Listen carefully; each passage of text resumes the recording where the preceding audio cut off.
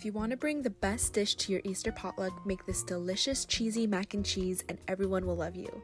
The base of this recipe is the original, the amazing Chef Teeny's recipe. However, I did make a few changes to make it more flavorful. So while your cavatappi pasta is boiling, prepare and shred all of the different cheeses. Today we will be using 1 pound of Colby Jack, 1 pound of mozzarella, and half of a pound of sharp cheddar cheese.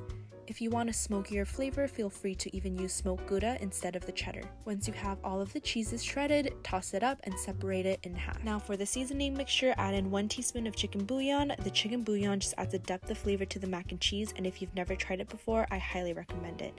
Then also add in garlic powder and smoked paprika. Into your pot, melt 3 tablespoons of unsalted butter, then add half of the seasoning mixture to toast all the flavors together. Then add in your 3 tablespoons of flour. I like to mix after each tablespoon so that the roux doesn't get all lumpy, but just cook the flour off for about 2 minutes before adding in the evaporated milk and heavy cream. Also peep the silicone whisk. If you know, you know.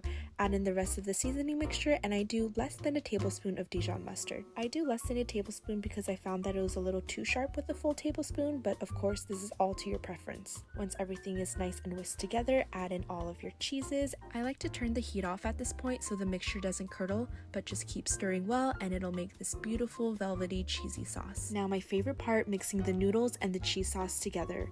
I'm just gonna let the raw audio speak for itself because I know we all love to listen to this.